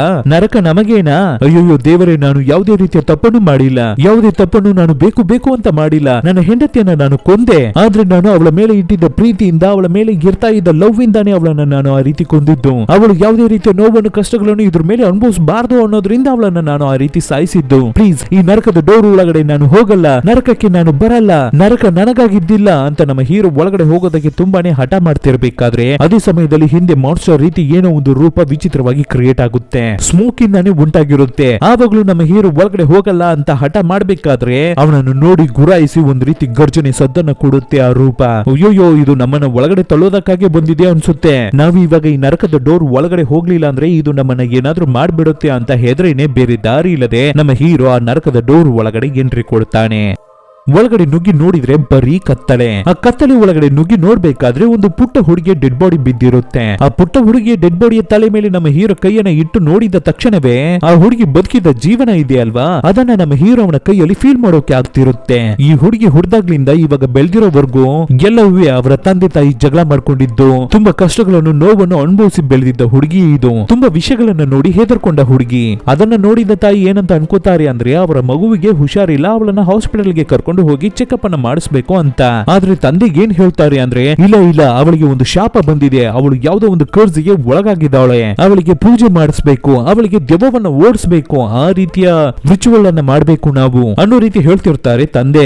ಈ ರೀತಿ ತಂದೆ ಮತ್ತೆ ತಾಯಿ ಜಗಳ ಮಾಡ್ಕೊಳ್ಳೋದನ್ನ ನೋಡಿ ಹುಡುಗಿ ಇನ್ನವೇ ಸಿಕ್ಕಾಪಟ್ಟಿ ಟೆನ್ಷನ್ ಆಗ್ತಿರುತ್ತೆ. ತಂದೆ ಮತ್ತೆ ತಾಯಿಯ ಜಗಳವನ್ನ ಜಸ್ಟ್ ಶ್ಯಾಡೋದಲ್ಲಿ ನಮಗೆ ತೋರಿಸ್ತಾರೆ ಅಷ್ಟೇ, ಅವರ ಒರಿಜಿನಲ್ ರೂಪವನ್ನ ನಮಗೆ ತೋರಿಸಲ್ಲ. ನಂತರ ಹುಡುಗಿಗೆ ತುಂಬಾನೇ ಹೊಟ್ಟೆಶ್ವಾಗ್ತಾ ಇರುತ್ತೆ. ಆದ್ರಿಂದ ಕಿಚನ್ ಕಡೆಗೆ ಹೋಗಿ ಏನನ್ನಾದ್ರೂ ತಿನ್ನೋಣ ಅಂತ ಕೈಗೆ ಬ್ರೆಡ್ ಮತ್ತೆ ಜಾಮ್ ಬಾಟಲ್ ಅನ್ನ ತಗೊಂಡು ಬಂದು ಡೈನಿಂಗ್ ಟೇಬಲ್ ಅಲ್ಲಿ ಕೂತ್ಕೋತಾಳೆ. ಅದೇ ರೀತಿ ಬ್ರೆಡ್ ಗೆ ಜಾಮ್ ಅನ್ನ ಹಾಕುತ್ತಿರ್ತಾಳೆ. ಆ ಜಾಮ್ ಅನ್ನ ಬ್ರೆಡ್ ಗೆ ಸ್ಪ್ರೆಡ್ ಮಾಡ್ತಿರ್ಬೇಕಾದ್ರೆ ಆ ನೈಫ್ ಅನ್ನ, ಚಾಕುವನ್ನ ಅಷ್ಟು ಸೂಪರ್ ಆಗಿ ಯೂಸ್ ಮಾಡ್ತಿರ್ತಾಳೆ ಹುಡುಗಿ. ಅವಳಿಗೆ ತುಂಬಾನೇ ಅಭ್ಯಾಸವಾಗಿಬಿಟ್ಟಿರುತ್ತೆ ಆ ಚಾಕುವನ್ನ ಯೂಸ್ ಮಾಡಿ. ಇಷ್ಟು ದೊಡ್ಡ ಚಾಕುವನ್ನ ಬ್ರೆಡ್ ಗೆ ಜಾಮ್ ಅನ್ನ ಸ್ಪ್ರೆಡ್ ಮಾಡೋದಕ್ಕಾಗಿ ಯೂಸ್ ಮಾಡ್ತಾರ, ಆದ್ರೆ ಈ ಹುಡುಗಿ ಯೂಸ್ ಮಾಡ್ತಿದ್ದಾಳೆ. ಹಾಗೆ ಸೀನ್ ಅನ್ನು ಕಟ್ ಮಾಡಿದ್ರೆ ತಾಯಿ ಈ ಹುಡುಗಿಯನ್ನ ಕರ್ಕೊಂಡು ಹೋಗಿ ಸೈಕಾಲಜಿಸ್ಟ್ ಡಾಕ್ಟರ್ ಹತ್ರ ತೋರಿಸಿರ್ತಾರೆ. ಅಲ್ಲಿ ಕೌನ್ಸಿಲಿಂಗ್ ಎಲ್ಲ ಕೊಟ್ಟಿರ್ತಾರೆ. ಆ ಜಾಗದಲ್ಲಿ ಹುಡುಗಿಗೆ ಏನು ನಡೀತು ಅನ್ನೋದನ್ನ ಇವಾಗ ನಮಗೆ ತೋರಿಸ್ತಾರೆ. ಸೈಕಾಲಜಿಸ್ಟ್ ಡಾಕ್ಟರ್ ಈ ಹುಡುಗಿ ಹತ್ರ ಕೇಳುವ ಕ್ವಶನ್ಸ್ ಗಳನ್ನ ಇಟ್ಟು ಅದಕ್ಕೆ ಇವಳು ಕೊಡುವ ಆನ್ಸರ್ ಗಳನ್ನ ಇಟ್ಟು ನಾವು ಏನನ್ನ ಅರ್ಥ ಮಾಡ್ಕೊಳ್ಳೋಕೆ ಆಗುತ್ತೆ ಅಂದ್ರೆ ಇವಳ ಜೊತೆಗೇನೆ ಹುಟ್ಟಿದ ಅವಳ ತಂಗಿಗೇನೆ ಪೆನ್ಸಿಲ್ ಅನ್ನು ಯೂಸ್ ಮಾಡಿ ಚುಚ್ಚಿದವಳೆ, ಅವಳ ತಂಗಿಗೇನೆ ಟಾರ್ಚರ್ ಅನ್ನು ಕೊಟ್ಟಿರ್ತಾಳೆ ಈ ಹುಡುಗಿ. ತಂದೆ ತಾಯಿ ಅದಕ್ಕಾಗಿ ಏನಮ್ಮ ನೀನು ಈ ರೀತಿ ಬಿಹೇವ್ ಮಾಡ್ತೀಯ ಅಂತ ಹೆದರ್ಸಿದ್ರೆ ಅವರ ತಂದೆ ತಾಯಿಗೇನೆ ಗುರಾಯಿಸೋದು, ಬೈಯೋದು ಅಂತವೆಲ್ಲ ಮಾಡ್ತಿದ್ದಿರ್ತಾಳೆ ಈ ಹುಡುಗಿ. ಸರಿ ಕಣಮ್ಮ, ನಿನ್ನ ತಂಗಿಗೆ ನೀನು ಟಾರ್ಚರ್ ನ ಕೊಟ್ಟಿರ್ತೀಯ ರೈಟ್, ನಿನ್ನ ತಂದೆ ತಾಯಿಗೂ ಏನಾದ್ರೂ ಗಾಯಗಳನ್ನ ಉಂಟು ಮಾಡ್ಬೇಕು ಅನ್ನೋ ರೀತಿ ನೀನು ಅನ್ಕೋತೀಯಾ ಅಂತ ಸೈಕಾಲಜಿಸ್ಟ್ ಕೇಳಿದ್ರೆ ಕೆಲವೊಂದು ಸಮಯದಲ್ಲಿ ನನಗೆ ಆ ರೀತಿನೇ ಫೀಲ್ ಆಗುತ್ತೆ, ತಂದೆ ತಾಯಿಗೆ ಚುಚ್ಚಿ ಅವ್ರಗಳಿಗೆ ಗಾಯವನ್ನ ಮಾಡಿಸ್ಬೇಕು ಅಂತ. ಏನಕ್ಕಾಗಿ ನೀನು ನಿನ್ನ ತಂದೆ ತಾಯಿಗೆ ಗಾಯಗಳನ್ನು ಕೊಡಬೇಕು ಅಂತ ಅನ್ಕೋತೀಯಾ ಅಂತ ಸೈಕಾಲಜಿಸ್ಟ್ ಕೇಳ್ತಾ ಇರ್ಬೇಕಾದ್ರೆ ಹಾಗೆ ಕಟ್ ಮಾಡಿ ಇನ್ನೊಂದು ಫ್ಲಾಶ್ ಬ್ಯಾಕ್ ಗೆ ನಾವು ಮೂವ್ ಆಗ್ತೀವಿ. ಡೈನಿಂಗ್ ಟೇಬಲ್ ಮೇಲೆ ಕೂತ್ಕೊಂಡು ಹುಡುಗಿ ನನಗೆ ತುಂಬಾನೇ ಹೊಟ್ಟೆಶ್ವಾಗ್ತಾ ಇದೆ, ನನಗೆ ಊಟವನ್ನ ಕೊಡಿ ಅಂತ ಕಿರ್ಸ್ಕೊತಿರ್ತಾಳೆ ಹುಡುಗಿ. ಆದ್ರೆ ಯಾರುವೇ ಅವಳಿಗೆ ಊಟವನ್ನ ಕೊಡೋದಕ್ಕೆ ಬಂದಿರಲ್ಲ ಜಾಗಕ್ಕೆ. ಆವಾಗ ಅವಳ ಮೈ ಮೇಲೆ ಇರ್ತಾ ಇರುವ ರಕ್ತದ ಮಾರ್ಕ್ ಗಳನ್ನ ನೋಡಿ ಸ್ವಲ್ಪ ಹಾಗೆ ಕ್ಯಾಮರಾವನ್ನ ಕೆಳಗಡೆ ಫೋಕಸ್ ಮಾಡಿ ತೋರಿಸಬೇಕಾದ್ರೆ ಕೆಳಗಡೆ ಬಿದ್ದಿರುವ ಡೆಡ್ ಬಾಡೀಸ್ ಅನ್ನು ನೋಡಿ. ಅಂದ್ರೆ ಏನರ್ಥ, ಬ್ರೆಡ್ ಗೆ ಜಾಮನ್ನ ಹಾಕೋದಕ್ಕೆ ಯೂಸ್ ಮಾಡಿದ ಚಾಕುವನ್ನೇ ಇಟ್ಟು ಈ ಹುಡುಗಿ ಅವರ ತಂದೆ ತಾಯಿಗೆ ಚುಚ್ಚಿ ಕೊಂದಿದ್ದಾಳೆ ಅಂತ ಅರ್ಥ. ತಂದೆ ತಾಯಿ ನಿಜವಾಗ್ಲೂ ಸತ್ತೋಗ್ಬಿಟ್ಟಿದ್ದಾರಾ ಅನ್ನೋದನ್ನ ಚೆಕ್ ಮಾಡಿ ನೋಡ್ಬಿಟ್ಟು ನಂತರ ಆ ಹುಡುಗಿ ಅವರ ತಾಯಿಗೆ ಮಾತ್ರ ಗುಡ್ ಬೈ ಕಿಸ್ ಅನ್ನು ಕೊಡ್ತಾಳೆ. ನಂತರ ಬೇಸ್ಮೆಂಟ್ ಏರಿಯಾಗೆ ಹೋಗ್ತಾಳೆ. ಆ ಜಾಗಕ್ಕೆ ಹೋಗಿ ನೋಡ್ಬೇಕಾದ್ರೆ ಅಲ್ಲಿ ಒಂದು ಕ್ರೂರವಾದ ರೂಪದಲ್ಲಿ ಒಂದು ವಿಚಿತ್ರ ಜಂತು ಕಾಣಿಸ್ಕೊಳ್ಳುತ್ತೆ. ಟೋನಿ ಬಾ, ಟೋನಿ ಹೊರಗಡೆ ಬಾ ಅಂತ ಹೇಳಿ ಘೋರವಾಗಿ ಏರ್ತಾ ಇರುವ ಟೋನಿ ರೂಪವನ್ನ ಹೊರಗಡೆ ತರ್ತಾಳೆ ಹುಡುಗಿ. ಇಷ್ಟು ದಿನಗಳಾಗಿ ಯಾವುದೇ ರೀತಿಯ ಬೆಳಕು ಇಲ್ಲದೆ ಇರುವ ಅಂಡರ್ ಗ್ರೌಂಡ್ ಜಾಗದಲ್ಲಿ ಈ ಟೋನಿ ಅನ್ನೋನು ಇದ್ದಿರ್ತಾನೆ. ಇವಾಗ ಫಸ್ಟ್ ಟೈಮ್ ಸೂರ್ಯನ ಬೆಳಕನ್ನು ನೋಡಿದ ತಕ್ಷಣ ಆಹಾ ಬೆಳಕು ಅಂತ ಅವನು ಆಟ ಆಡೋದಕ್ಕೆ ಹೋಗ್ಬೇಕಾದ್ರೆ ನಂತರ ನೀನು ಆಟ ಆಡ್ಕೋ, ಇವಾಗ ನನ್ನ ಜೊತೆ ಬಾ, ಕೆಲಸ ಇದೆ ಅಂತ ಹೇಳಿ ಆ ಮಗು ಅವನನ್ನ ಕರ್ಕೊಂಡು ಹೋಗುತ್ತೆ. ಅವನನ್ನ ಸ್ನಾನ ಮಾಡೋಕೆ ಹೇಳುತ್ತೆ. ಫಸ್ಟ್ ಟೈಮ್ ಸೋಪ್ ಅನ್ನ ಟಚ್ ಮಾಡಿ ನೋಡ್ತಾನೆ, ಸ್ಮೆಲ್ ಮಾಡಿ ನೋಡ್ತಾನೆ. ಟೋನಿ ತುಂಬಾನೇ ಡಿಫ್ರೆಂಟ್ ಆಗಿರ್ತಾ ಇದೆ. ನಂತರ ಸ್ನಾನ ಮಾಡೋದಕ್ಕೆ ನೀರನ್ನ ಅವನ ಮೇಲೆ ಹಾಕೋಬೇಕಾದ್ರೆ ಅವನಿಗೆ ಸ್ವರ್ಗ ರೀತಿ ಫೀಲ್ ಆಗ್ತಾ ಇದೆ. ಅವನಿಗೆ ಅದು ತುಂಬಾನೇ ಇಷ್ಟವಾಗ್ತಿರುತ್ತೆ. ತನ್ನ ತಂದೆಯವರ ಡ್ರೆಸ್ ಅನ್ನೇ ಆ ಟೋನಿಗೆ ಹಾಕಿ ಕೊಟ್ಬಿಟ್ಟು ಇಬ್ಬರುವೆ ನಂತರ ಒಂದು ಜಾಗದಲ್ಲಿ ಕೂತು ಬ್ರೇಕ್ಫಾಸ್ಟ್ ಅನ್ನ ತಿನ್ಬೇಕಾಗಿರುತ್ತೆ. ಆವಾಗ ಟೋನಿ ಸರಿ ಆಯ್ತು, ನಾನು ಆ 2 ಡೆಡ್ ಬಾಡೀಸ್ ಅನ್ನು ಡಿಸ್ಪೋಸ್ ಮಾಡ್ಬಿಡ್ಲಾ ಅಂತ ಕೇಳ್ಬೇಕಾದ್ರೆ ಅದಕ್ಕೆ ಹುಡುಗಿ ಅದಕ್ಕೂ ಮುಂಚೆನೆ ನಿನಗೆ ನಾನು ಒಂದು ವಿಷಯವನ್ನು ತೋರಿಸಬೇಕಾಗಿದೆ ಅಂತ ಹೇಳಿ ಒಂದು ಜಾಗಕ್ಕೆ ಬಂದು ಮನೆಯಲ್ಲಿರುವ ಒಂದು ಡೋರ್ ಅನ್ನು ಓಪನ್ ಮಾಡಿ ತೋರಿಸಬೇಕಾದ್ರೆ ಮುಂದೆ ಒಂದು ಬ್ರಹ್ಮಾಂಡವಾದ ಥಿಯೇಟರ್ ಇರೋ ರೀತಿ ಕಾಣುತ್ತೆ, ಒಂದು ಡ್ರಾಮಾ ಸ್ಟೇಜ್. ಇವಾಗ ಈ ಜಾಗದಲ್ಲಿ ನಡೀತಾ ಇರೋದು ಎಲ್ಲವೇ ನಿಜವಾಗ್ಲೂ ನಡೆದಿರುವ ವಿಷಯಗಳಾಗಿ ಇರಬೇಕು ಅಂತ ಇಲ್ಲ. ಆ ಹುಡುಗಿಯ ಮೈಂಡ್ ಒಳಗಡೆ ಕಲ್ಪನೆಯಾಗಿ ಕೂಡ ಇರಬಹುದು. ಈ ಟೋನಿ ಅನ್ನೋ ಕ್ಯಾರೆಕ್ಟರ್ ಕೂಡ ಈ ಹುಡುಗಿಯ ಬ್ರೈನ್ ಒಳಗಡೆ ಇರ್ತಾ ಇರುವ ಒಂದು ಇಮ್ಯಾಜಿನರಿ ಫ್ರೆಂಡ್. ಈ ಪುಟ್ಟ ಮಕ್ಕಳು ಇಲ್ಲದೆ ಇರುವ ಒಂದು ಕ್ಯಾರೆಕ್ಟರ್ ಅನ್ನ ಇದೆ ಅಂತ ನಂಬಿ ಅವರೇನೇ ನನ್ನ ಫ್ರೆಂಡ್ ಅಂತ ಹೇಳ್ಕೊಂಡು ಸುತ್ತಾಡ್ತಾರೆ ಅಲ್ವಾ, ಅಂತಹದೊಂದು ಇಮ್ಯಾಜಿನರಿ ಫ್ರೆಂಡ್ ಆಗಿರ್ಬಹುದು ಈ ಟೋನಿ. ಇವಾಗ ಸ್ಟೇಜ್ ಅಲ್ಲಿ ಆ ಚಿಕ್ಕ ಹುಡುಗಿ ಮುಂದೆ ಬಂದು ನಿಂತು ನನ್ನ ತಂದೆ ತಾಯಿಯನ್ನು ಕೊಂದಿದ್ದು ಯಾರು ಅಂತ ನಿಮ್ಮ ಎಲ್ಲರಿಗೂ ಗೊತ್ತಾಗ್ಬೇಕಲ್ವಾ, ಇಲ್ಲಿ ಈ ಜಾಗಕ್ಕೆ ನನ್ನ ತಂದೆ ತಾಯಿಯನ್ನು ಕೊಂದಿದ್ದ ಆ ಕ್ರೂರವಾದ ವ್ಯಕ್ತಿಯನ್ನು ಕರೆಸ್ತೀನಿ ಅಂತ ಕರೀತಾಳೆ. ನೋಡಿದ್ರೆ ಕೈಗೆ ಚೈನ್ ಎಲ್ಲ ಹಾಕಿ ಟೋನಿನೇ ಆ ಜಾಗಕ್ಕೆ ಬಂದು ನಿಂತ್ಕೊತಾನೆ. ನೀನು ತಾನೇ ನನ್ನ ತಂದೆ ತಾಯಿಯನ್ನು ಕೊಂದಿದ್ದು ಅಂತ ಕೇಳಿದ್ರೆ ಅದಕ್ಕೆ ಟೋನಿ ನನಗೆ ನೆನ್ಪಿಲ್ಲ ಅಂತ ಹೇಳ್ತಾನೆ. ಏನು ನಿನಗೆ ನೆನ್ಪಿಲ್ವಾ, ಭಯ ಪಡ್ಬೇಡ, ಏನು ಹೆದರ್ಕೋಬೇಡ, ನನ್ನ ತಾಯಿ ತಂದೆಯನ್ನು ಕೊಂದಿದ್ದು ನೀನು ತಾನೇ ಅಂತ ಕೇಳ್ತಾಳೆ ಹುಡುಗಿ. ಮುಂದೆ ನೋಡಿದ್ರೆ ಆಡಿಯನ್ಸ್ ಅಂತ ಯಾರು ಇಲ್ಲ, ಅವರ ತಂದೆ ತಾಯಿಯ ಡೆಡ್ ಬಾಡಿಯನ್ನ ಬಿಟ್ರೆ ಅವ್ರಗಳನ್ನೇ ಆಡಿಯನ್ಸ್ ರೀತಿ ಕೂರ್ಸಿರ್ತಾಳೆ. ಆದ್ರೂ ಆಡಿಯನ್ಸ್ ಇಂದ ಮರ್ಡರ್ ಅನ್ನ ಮಾಡಿದವರಿಗೆ ಶಿಕ್ಷೆ ಸಿಗ್ಲೇಬೇಕು ಅಂತ ಕಿರ್ಚ್ಕೊಳ್ಳೋ ರೀತಿ ಇಮ್ಯಾಜಿನೇಷನ್ ಮಾಡ್ಕೋತಾಳೆ ಹುಡುಗಿ. ತಕ್ಷಣ ಟೋನಿ ನಾನು ಸಾಯಿಸ್ಲಿಲ್ಲ ಅಂತ ಕಿರ್ಚ್ಕೋತಾನೆ. ನಾನು ಅಂಡರ್ ಗ್ರೌಂಡ್ ಅನ್ನ ಬಿಟ್ಟು ಹೊರಗಡೆ ಬಂದಿದ್ದೇ ಇಲ್ಲ ಅಂತ ಹೇಳ್ತಾನೆ. ನಾನು ಕೊಂದಿರೋದಕ್ಕೆ ಚಾನ್ಸೇ ಇಲ್ಲ ಅಂತ ಹೇಳ್ತಾನೆ. ಅದಕ್ಕೆ ಹುಡುಗಿ ಇಲ್ಲ ನಾನು ಆಡಿಯನ್ಸ್ ಎಲ್ಲರಿಗೂ ಈ ವಿಷಯವನ್ನ ಹೇಳ್ತೀನಿ, ನನ್ನ ತಂದೆ ತಾಯಿಯನ್ನ ಕೊಂದಿದ್ದು ಬೇರೆ ಯಾರು ಇಲ್ಲ, ಈ ಟೋನಿನೇ ಅಂತ ಸ್ಟ್ರಾಂಗ್ ಆಗಿ ಮಾತಾಡ್ತಿರ್ತಾಳೆ ಹುಡುಗಿ. ಇವಾಗ ಇವನಿಗೆ ಯಾವ ರೀತಿಯ ಶಿಕ್ಷೆಯನ್ನು ಕೊಡೋಣ, ಇವನನ್ನ ನೇಣಕ್ಕೆ ಹಾಕ್ಸೋನ್ವಾ ಇಲ್ಲ ಜೈಲಿಗೆ ಹಾಕೋನ್ವಾ ಅಂತ ಕೇಳ್ತಿರ್ಬೇಕಾದ್ರೆ ಅದಕ್ಕೆ ಆಡಿಯನ್ಸ್ ಕಡೆಯಿಂದ ಎಲ್ಲರೂ ನೇಣಕ್ಕೆ ಹಾಕೋಣ ಅನ್ನೋ ರೀತಿ ಸದ್ದು ಕೇಳೋ ರೀತಿ ಹುಡುಗಿ ಇಮ್ಯಾಜ್ ಮಾಡ್ಕೋತಾಳೆ. ತಕ್ಷಣ ಅವನನ್ನ ನೇಣಕ್ಕೆ ಹಾಕೋ ರೀತಿ ಇಮ್ಯಾಜ್ ಮಾಡಿ ನೋಡಿರ್ತಾಳೆ ಹುಡುಗಿ. ಆದ್ರೆ ಈ ವಿಷಯ ರಿಯಲ್ ಲೈಫ್ ಅಲ್ಲಿ ನಡೆದೇ ಇರಲ್ಲ. ಕನಸು ಎಲ್ಲ ಇವಾಗ ಕಂಪ್ಲೀಟ್ ಆದ ಮೇಲೆ ಅವರ ತಂದೆ ತಾಯಿಯ ಡೆಡ್ ಬಾಡಿಯನ್ನ ಡಿಸ್ಪೋಸ್ ಮಾಡುವ ಕೆಲಸವನ್ನ ಟೋನಿಗೆ ಕೊಟ್ಟಿರ್ತಾಳೆ ಹುಡುಗಿ. ತನ್ನ ತಂದೆ ತಾಯಿ ಮಾಡೋದು, ಮಾತಾಡೋದು, ಅವ್ರುಗಳು ಮೇಕಪ್ ಮಾಡ್ಕೊಳ್ಳೋದು, ಡ್ರೆಸ್ಸಿಂಗ್ ಮಾಡ್ಕೊಳ್ಳೋದು, ಇವು ಎಲ್ಲವನ್ನು ನೋಡಿ ಬೆಳೆದಿದ್ದ ಹುಡುಗಿಗೆ ಅವನ ಮಾಡ್ಕೋಬೇಕು ಅಂತ ಆಸೆ ಆಗ್ತಿರುತ್ತೆ. ಸೊ ತಾಯಿಯವರ ರೀತಿನೇ ಮೇಕಪ್ ಅನ್ನ ಹಾಕೊಳ್ಳೋದು, ಲಿಪ್ಸ್ಟಿಕ್ ಅನ್ನ ಹಚ್ಕೊಳ್ಳೋದು, ಅವ್ರಗಳ ಜ್ವೆಲ್ಸ್ ಅನ್ನ ತಗೊಂಡು ಹಾಕೊಳ್ಳುವುದು, ಅವರ ಬೆಡ್ ಅಲ್ಲಿ ಮಲ್ಕೊಳ್ಳುವುದು, ಈ ರೀತಿ ಬೇಗನೆ ಅವರ ತಾಯಿ ಬದುಕಿದ್ದ ಲೈಫ್ ಅನ್ನ ಈ ಹುಡುಗಿನೂ ಬದುಕಿ ನೋಡ್ಬೇಕು ಅಂತ ಆಸೆ ಪಟ್ಟು ಆ ರೀತಿನೇ ಮಾಡ್ತಿರ್ತಾಳೆ. ಕೆಳಗಡೆ ಅವರ ತಂದೆ ತಾಯಿ ಡೆಡ್ ಬಾಡಿ ಬಿದ್ದಿರುತ್ತೆ. ನಂತರ ಹುಡುಗಿ ಮಿರರ್ ಅನ್ನ ನೋಡ್ತಿರ್ತಾಳೆ. ಆವಾಗ ಪಕ್ಕದಲ್ಲಿ ಆ ಟೋನಿ ಅನ್ನೋ ಮಾನ್ಸ್ಟರ್ ಕೂಡ ಬಂದು ನಿಂತ್ಕೊಡುತ್ತೆ. ಅಂತಹ ಸಮಯದಲ್ಲಿ ಆ ಟೋನಿ ನಮ್ಮ ಹುಡುಗಿ ಹತ್ರ ಒಂದು ಕ್ವಶನ್ ಅನ್ನ ಕೇಳುತ್ತೆ. ಮಿರರ್ ಅಲ್ಲಿ ನಿನ್ನ ಮುಖ ಕಾಣ್ತಾ ಇದೆ, ನನ್ನ ಮುಖ ಕಾಣ್ತಾ ಇಲ್ವಲ್ಲ ಅಂತ ಟೋನಿ ಕೇಳ್ಬೇಕಾದ್ರೆ ಅದಕ್ಕೆ ಹುಡುಗಿ ಚೇಚೆ ಅದೆಲ್ಲ ದೊಡ್ಡ ವಿಷಯ ಅಲ್ಲ, ಅದನ್ನ ಬಿಟ್ಟಾಕು ಅಂತ ಹೇಳ್ತಿರ್ತಾಳೆ ಹುಡುಗಿ. ಇದು ನಮಗಾದ ವಿಷಯ. ಇಷ್ಟೊತ್ತು ಹುಡುಗಿ ಆ ಸ್ಟೇಜ್, ಆ ನಾಟಕ, ಡ್ರಾಮಾ ಅವು ಎಲ್ಲವೇ ಇಮ್ಯಾಜಿನೇಷನ್, ಆ ಹುಡುಗಿ ಇಮ್ಯಾಜಿನೇಷನ್ ಅಂತ ನಾವು ಅನ್ಕೊಂಡಿದ್ವಲ್ವಾ, ಅದು ಮಾತ್ರ ಇಲ್ಲ. ಈ ಟೋನಿ ಅನ್ನೋ ಕ್ಯಾರೆಕ್ಟರ್ ಆ ಹುಡುಗಿ ಇಮ್ಯಾಜಿನೇಷನ್ ಫ್ರೆಂಡೇ, ಆ ಹುಡುಗಿಯ ಕಲ್ಪನೆನೇ. ಹಾಗಾದ್ರೆ ಆ ಹುಡುಗಿಯ ತಂದೆ ತಾಯಿಯನ್ನು ಕೊಂದಿದ್ದು ಯಾರು, ಬೇರೆ ಯಾರು ಇಲ್ಲ, ಸಾಕ್ಷಾತ್ ಈ ಹುಡುಗಿನೇ. ನೆಕ್ಸ್ಟ್ ದಿನ ಬೆಳಗ್ಗೆ ಡೈನಿಂಗ್ ಟೇಬಲ್ ಅಲ್ಲಿ ಊಟ ಮಾಡೋದಕ್ಕಾಗಿ ಕೂತ್ಕೋಬೇಕಾದ್ರೆ ಡೋರನ್ನ ಯಾರೋ ಬಡಿಯೋ ರೀತಿ ಸದ್ದಾಗುತ್ತೆ. ಏನಂತ ಹುಡುಗಿ ಹೋಗಿ ನೋಡಿದ್ರೆ ಪೋಸ್ಟ್ ಮ್ಯಾನ್ ಬಂದು ನಿಂತಿರ್ತಾರೆ ಏನನ್ನು ಡೆಲಿವರಿ ಮಾಡೋದಕ್ಕಾಗಿ. ಮನೇಲಿ ದೊಡ್ಡವರು ಯಾರು ಇಲ್ವಪ್ಪ, ಕರಿ ಅವ್ರುಗಳು ಸೈನ್ ಮಾಡಿದ್ರೇನೆ ಇದನ್ನ ನಾನು ಕೊಡೋಕೆ ಆಗುತ್ತೆ ಅಂತ ಪೋಸ್ಟ್ ಮ್ಯಾನ್ ಹೇಳ್ಬೇಕಾದ್ರೆ ಅದಕ್ಕೆ ಹುಡುಗಿ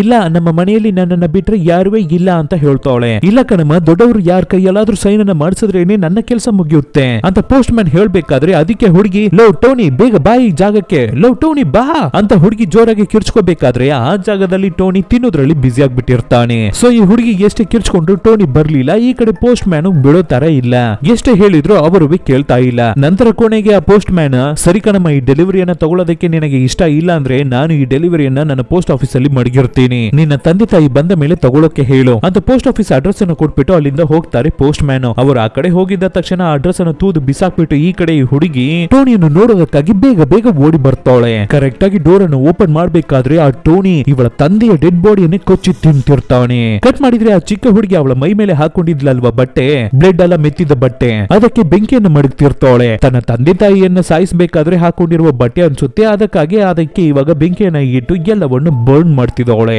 ನಂತರ ಇನ್ನೊಂದು ಡೋರ್ ಅನ್ನು ಓಪನ್ ಮಾಡ್ತಾಳೆ. ಆ ಜಾಗದಲ್ಲಿ ಇವಳ ತಂಗಿ ಹುಡುಗಿ ಇರ್ತಾಳೆ. ಫಸ್ಟ್ ಇವಳ ತಂದೆ ತಾಯಿನ ಮಾತ್ರ ಸಾಯಿಸಿದಾಳೆ ಹುಡುಗಿ. ನಂತರ ಇವಾಗ ಅವಳ ತಂಗಿಯ ರೂಮಿಗೆ ಬಂದಾಯ್ತು. ತನ್ನ ಇಮ್ಯಾಜಿನರಿ ಫ್ರೆಂಡ್ ಮನುಷ್ಯರ ಡೆಡ್ ಬಾಡೀಸ್ ಗಳನ್ನ ತಿನ್ನೋ ರೀತಿ ಫೀಲ್ ಮಾಡ್ಕೊಬಿಟ್ಟಿದ್ದಾಳೆ ಈ ಹುಡುಗಿ. ಇವಾಗ ಕೂಡ ಟೋನಿಗೆ ತುಂಬಾನೇ ಹೊಟ್ಟೆಶ್ವಾಗ್ತಾ ಇರುತ್ತೆ. ಬಾ ನನ್ನ ಜೊತೆ ಅಂತ ಅವಳ ತಂಗಿಯನ್ನ ಕರ್ಕೊಂಡು ಹೋಗಿ ಹೌಸ್ ಇಡೋದಾಗಿ ಹೇಳಿ ಸ್ಟವ್ ಇರುತ್ತಲ್ಲ ಅವನ್ನ ಅದ್ರ ಒಳಗಡೆ ಹೌಸ್ ಇಟ್ಟು ಸ್ಟವ್ ಅನ್ನು ಆನ್ ಮಾಡ್ಬಿಟ್ಟು ಹೋಗ್ಬಿಡ್ತಾಳೆ ಹುಡುಗಿ. ಅವಳ ತಂಗಿಯನ್ನೇ ಕುಕ್ ಮಾಡಿ ಅಡಿಗೆ ಮಾಡಿ ಅವಳ ಇಮ್ಯಾಜಿನರಿ ಫ್ರೆಂಡ್ ಆದ ಟೋನಿಗೆ ತಿನ್ನೋದಕ್ಕೆ ಕೊಡೋದಾಗಿ ಇಮ್ಯಾಜಿನ್ ಮಾಡಿ ನೋಡ್ತಿರ್ತಾಳೆ ಹುಡುಗಿ. ಅದೇ ತರ ಕಿಚನ್ ಕಡೆ ಬೆಂಕಿ ಹತ್ಕೊಂಡು ಉರಿಯುತ್ತೆ. ಟೋಟಲ್ ಆಗಿ ಎಲ್ಲವೇ ಸರ್ವನಾಶ ಆಗುತ್ತೆ ಅನ್ನೋದು ನಮಗೆ ಗೊತ್ತಾಗ್ತಾ ಇದೆ.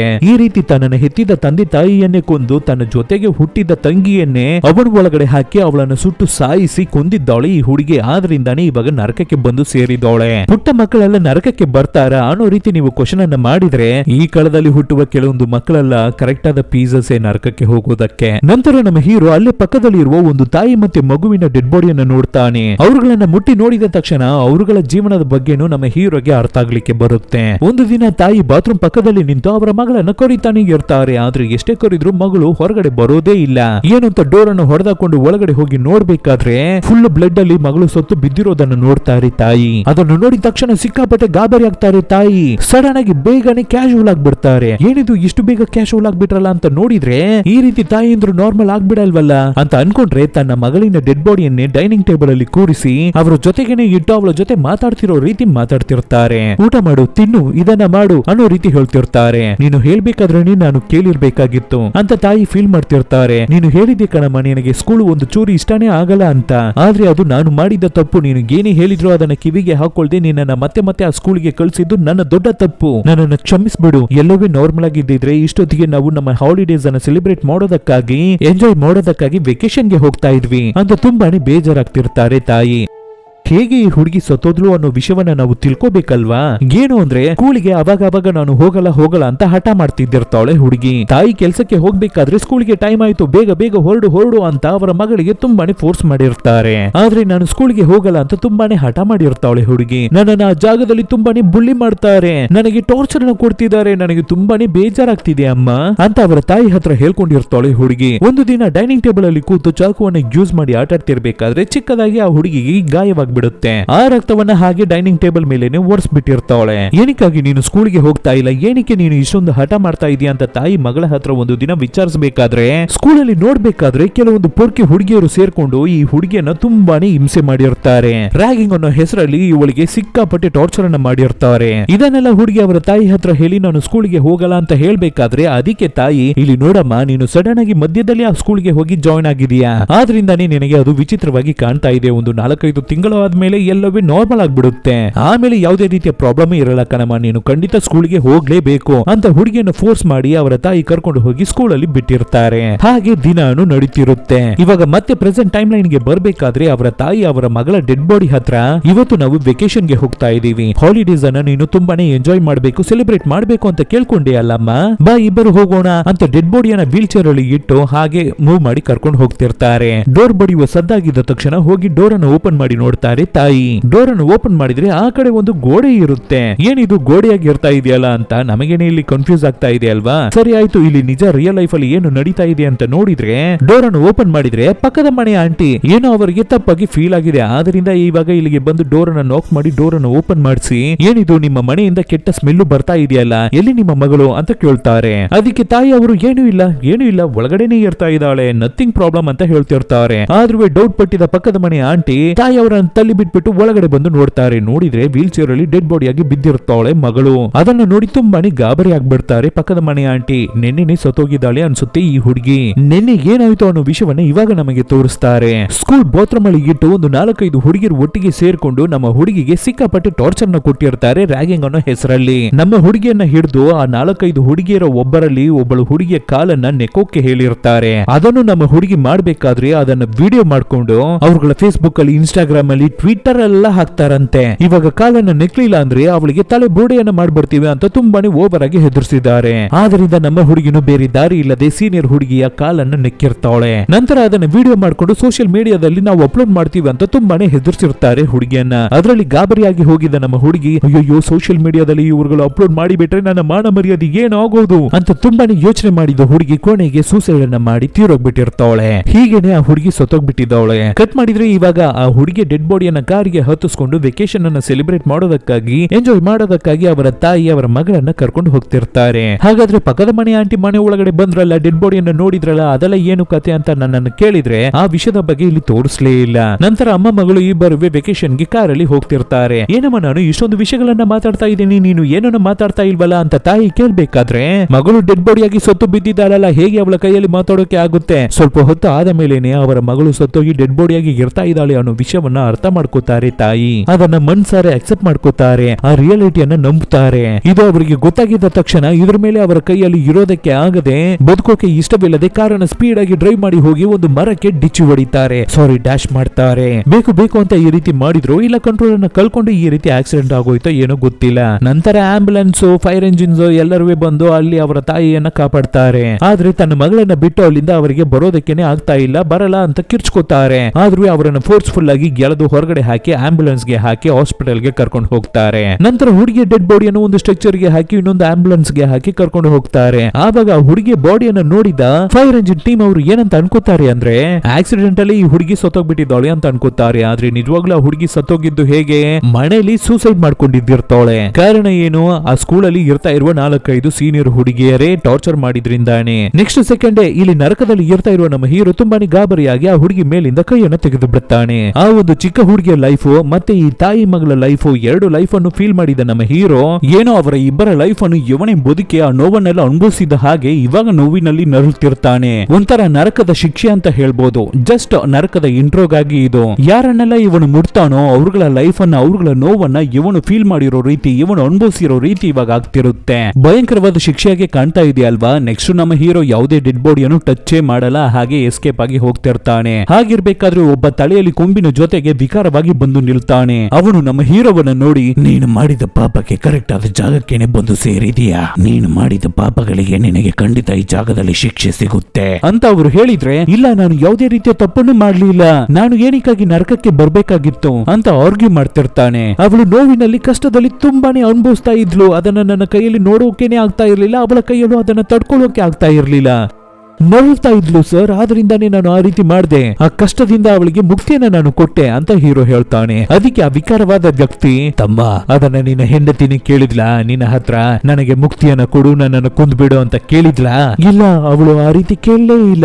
ಮತ್ತೆ ನಿನ್ನ ಸುಖಕ್ಕಾಗಿ, ನಿನ್ನ ನೋವಿಗಾಗಿ ನೀನು ಅವಳನ್ನ ಕೊಂದ್ಬಿಟ್ಟು ಅವಳು ಕಷ್ಟದಲ್ಲಿ ಇರ್ತಾ ಇದ್ಲು, ಆದ್ರಿಂದಾನೇ ಅವಳಿಗೆ ನಾನು ಮುಕ್ತಿಯನ್ನ ಕೊಟ್ರೆ ಅದನ್ನ ಹೇಗೆ ಅಕ್ಸೆಪ್ಟ್ ಮಾಡ್ಕೊಳ್ಳೋದು ಅಂತ ಕರೆಕ್ಟ್ ಆದ ಕ್ವಶನ್ ಅನ್ನು ಕೇಳ್ತಾ ಇದ್ದಾರೆ ಈ ವಿಕಾರವಾದ ವ್ಯಕ್ತಿ. ನೀನು ಇವಾಗ ನರಕದ ಎಂಟ್ರೆನ್ಸ್ ಗೆನೆ ಕರೆಕ್ಟ್ ಆಗಿ ಬಂದಿದೀಯಾ, ನಂತರ ನಿನ್ನಂತ ಆತ್ಮಗಳನ್ನ ಸ್ವಲ್ಪ ದಿನಕ್ಕೆ ಕ್ವಾರಂಟೈನ್ ಅಲ್ಲಿ ಮಡಗಿರ್ತೀವಿ, ಆಮೇಲೆ ನಿನ್ನನ್ನ ನಿಜವಾದ ನರಕಕ್ಕೆ ಕರ್ಕೊಂಡು ಹೋಗ್ತೀವಿ ಅಂತ ಹೇಳಿ ನಮ್ಮ ಹೀರೋವನ್ನ ಕರ್ಕೊಂಡು ಹೋಗಿ ಇವನ ತರನೇ ಇರ್ತಾ ಇರುವ ಎಲ್ಲರನ್ನು ಕ್ವಾರಂಟೈನ್ ಅಂತ ಹೇಳಿ ಒಂದು ಜಾಗದಲ್ಲಿ ಬಚ್ಚಿಟ್ಟಿರ್ತಾರೆ. ಒಂದೇ ಜಾಗದಲ್ಲಿ ಎಲ್ಲರನ್ನು ಇಟ್ಟಿರ್ತಾರೆ ಅನ್ಸುತ್ತೆ, ಅಂದ್ರೆ ಅಲೋನ್ ಆಗಿ ಸೆಪರೇಟ್ ಮಾಡಿಟ್ಟಿರ್ತಾರೆ. ಅದೇ ತರ ಜಾಗಕ್ಕೆ ಇವಾಗ ನಮ್ಮ ಹೀರೋವನ್ನ ಕರ್ಕೊಂಡು ಬಂದು ಬಿಟ್ಬಿಟ್ಟು 40 ದಿನ ಕಣಪ್ಪ ಇಲ್ಲೇ ಇರ್ಬೇಕು ಅಂತ ಹೇಳ್ಬಿಟ್ಟು ಆ ವಿಕಾರವಾದ ವ್ಯಕ್ತಿ ಹೋಗ್ಬೇಕಾದ್ರೆ, ಏನು 40 ದಿನನ ಅಷ್ಟೇನಾ, ಸರಿ ಓಕೆ ಆಯ್ತು, ಕಣ್ಣನ ಮುಚ್ಚಿ ಕಣ್ಣನ ಬಿಡೋ ಅಷ್ಟರಲ್ಲಿ ಎಲ್ಲವೇ ದಿನ ಕಳೆದೋಗುತ್ತೆ. ಆದ್ರೂ ಆ ಒರಿಜಿನಲ್ ನರಕ ಹೇಗಿರುತ್ತೋ ಅಂತಾನೆ ನಮ್ಮ ಹೀರೋಗೆ ಸಿಕ್ಕಾಪಟ್ಟೆ ಭಯವಾಗ್ತಿರುತ್ತೆ. ಆದ್ರೆ ಈ ಜಾಗದಲ್ಲೇ ಒಂದು ದೊಡ್ಡ ಟ್ವಿಸ್ಟ್. ನರಕದ ಪ್ರಕಾರ ಒಂದು ದಿನ ಅನ್ನೋದು ಅಂದ್ರೆ 40 ದಿನ ಅನ್ನೋದು 40 ಜನ್ಮಕ್ಕೆ ಸಮ. ಒಂದು ದಿನ ಅನ್ನೋದು ಒಂದು ಜನ್ಮ. ಒಂದು ಮನುಷ್ಯನ ಪೀರಿಯಡಿಕ್ ಟೈಮ್ ಎಷ್ಟು, 100 ವರ್ಷ ಅಲ್ವಾ, ಆಲ್ಮೋಸ್ಟ್ 100 ವರ್ಷಗಳ ಕಾಲ ಬದುಕಿರ್ತಾರೆ ಅಲ್ವಾ ಜನರಲ್ ಆಗಿ. ಹಾಗಾದ್ರೆ ನರಕದಲ್ಲಿ ಒಂದು ದಿನ ಅನ್ನೋದು ಒಂದು ಜನ್ಮ ಅಂದ್ರೆ 100 ವರ್ಷ. ಹಾಗಾದ್ರೆ 100 × 40 4,000 ವರ್ಷಗಳ ಕಾಲ ನಮ್ಮ ಹೀರೋ ಈ ಜಾಗದಲ್ಲಿ ಕ್ವಾರಂಟೈನ್ ಅಲ್ಲಿ ಇರಬೇಕಾಗಿರುತ್ತೆ. ಇದನ್ನ ಕೇಳಿದ ನಮ್ಮ ಹೀರೋ ಸಿಕ್ಕಾಪಟ್ಟೆ ಶಾಕ್ ಆಗಿ ಹೋಗ್ತಾನೆ. ಕೊರೋನಾ ಟೈಮ್ ಅಲ್ಲಿ ನಮ್ಮನ್ನ 4 ದಿನ ಮನೆ ಒಳಗಡೆ ಇರಿ ಅಂತ ಹೇಳಿದಕ್ಕೇನೆ ನಮಗೆ ಅಷ್ಟೊಂದು ಸಿಕ್ಕಾಪಟ್ಟೆ ಟೆನ್ಷನ್ ಗಾಬರಿ ಆಗೋಗ್ತಾ ಇದ್ವಿ. ಆದ್ರೆ ಇವಾಗ ಹೀರೋಗೆ 4,000 ವರ್ಷ ಕ್ವಾರಂಟೈನ್ ಅಂದ್ರೆ ಹೇಗಿರ್ಬೇಕು ಅವನಿಗೆ ಗಾಬರಿ ಆಗೋಗ್ತಿರ್ತಾನೆ. ನಿನ್ನ ಜೊತೆ ಆಟಾಡೋದಕ್ಕೆ ನನ್ನ ಗುಲಾಮರು 2-3 ಮಾತ್ರ ಆವಾಗ ಈ ಜಾಗಕ್ಕೆ ಬಂದು ಹೋಗ್ತಾರೆ ಅಷ್ಟೇ, ಬೇರೆ ಯಾರು ಬರಲ್ಲ, ಎಂಜಾಯ್ ಅಂತ ಹೇಳ್ಬಿಟ್ಟು ಆ ವಿಕಾರವಾದ ವ್ಯಕ್ತಿ ಅಲ್ಲಿಂದ ಹೋಗ್ಬಿಡ್ತಾರೆ. ನಮ್ಮ ಹೀರೋಗೆ ಏನಿವೆ ಅರ್ಥ ಆಗ್ತಾ ಇಲ್ಲ. ಇನ್ನವೇ ನಮ್ಮ ಹೀರೋ ಒರಿಜಿನಲ್ ನರಕವನ್ನ ನೋಡೇ ಇಲ್ಲ. ಪ್ರೊಸೀಜರ್ ತುಂಬಾ ಕಠಿಣವಾಗಿರ್ತಾ ಇದೆ. 4,000 ವರ್ಷ ಕ್ವಾರಂಟೈನ್ ಅಂತೆ. ಹಾಗಾದ್ರೆ ಒರಿಜಿನಲ್ ನರಕದಲ್ಲಿ ಎಷ್ಟು ವರ್ಷಗಳು ಅವರ ಗುಲಾಮರು ಈ ಜಾಗದಲ್ಲಿ ಇರ್ತಿದ್ದಾರೆ ಅಂತ ಹೇಳಿ ಹೋಗಿದ್ರಲ್ವಾ, ಅದ್ರಲ್ಲಿ ಒಬ್ಬ ಗುಲಾಮ ಇವಾಗ ಎಚ್ಚರಾಗಿ ಎದ್ದೇಳ್ತಾನೆ. ಈ ಗುಲಾಮರಿಗೆಲ್ಲ ಈ ಜಾಗಕ್ಕೆ ಬರುವ ಆತ್ಮಗಳು ಎಲ್ಲವೇ ಅವ್ರಗಳಿಗೆ ಗೊಂಬೆಗಳ ರೀತಿ. ನನಗೆ ಇವಾಗ ಆಟ ಆಡ್ಬೇಕು ಅಂತ ಹೇಳುತ್ತೆ ಆ ಗುಲಾಮ. ಅದಕ್ಕೆ ನಮ್ಮ ಹೀರೋ, ಏನೋ ಆಟನ, ಚೆಸ್ ಆಡೋನ್ ಬಾ, ಕ್ಯಾರಂ ಬೋರ್ಡ್ ಆಡೋನ್ ಬಾ ಅಂತ ಕೇಳ್ತಿರ್ತಾನೆ ಹೀರೋ. ಅದಕ್ಕೆ ಆ ಗುಲಾಮ, ಚೀಚಿ ನನಗೆ ಹೊಡೆದು ಬಡ್ದು ಆಡೋದೇ ಇಷ್ಟ ಅಂತ ಹೇಳಿ ಪುಟ್ಟ ಮಕ್ಕಳ ಕೈಯಲ್ಲಿ ಗೊಂಬೆಯನ್ನ ಕೊಟ್ರೆ ಅವುಗಳು ಹೊಡೆದು ಬಡ್ದು ಆಟ ಆಡ್ತವೆ ಅಲ್ವಾ ಗಗೊಂಬೆಗಳ ಜೊತೆ. ಆ ರೀತಿ ನಮ್ಮ ಹೀರೋವನ್ನ ಹಿಡಿದು ಹೊಡೆದು ಭಯಂಕರವಾಗಿ ಆಟ ಆಡ್ತಾ ಇರುತ್ತೆ ಆ ಗುಲಾಮ. ನೆಕ್ಸ್ಟ್ ಸ್ವಲ್ಪ ಹೊತ್ತಲ್ಲಿ ನೋಡ್ಬೇಕಾದ್ರೆ ಒಂದೊಂದು ಏಟು, ಸಿಡಿಲಿನ ಏಟು ರಾಕಿ ಬೈನ ಸುತ್ತಿಗೆ ಏಟಾಗಿ ಬಿದ್ದಿದ್ರಿಂದ ಅಷ್ಟೇ ಆ ಜಾಗದಲ್ಲಿ ಸ್ಪಾಟ್ ಔಟ್ ಆಗಿ ತೀರೋಗ್ಬಿಡ್ತಾನೆ ನಮ್ಮ ಹೀರೋ. ನರಕದಲ್ಲಿ ಆತ್ಮನೆ ಸತ್ತೋಗ್ಬಿಟ್ಟಿದೆ ಅಂದ್ರೆ ನೋಡ್ಕೊಳ್ಳಿ. ಏನಿದು ಆತ್ಮಗಳ ಲೋಕವಾಗಿದ್ರು ಕೂಡ ಆ ಜಾಗದಲ್ಲಿ ಒಂದು ಆತ್ಮ ಸತ್ತೋಗ್ಬಿಟ್ಟಿರುತ್ತೆ. ತಕ್ಷಣ ಡೆವಿಲ್ ಆ ಜಾಗ ಜಾಗಕ್ಕೆ ಬರುತ್ತೆ ಆ ವಿಕಾರವಾದ ವ್ಯಕ್ತಿ.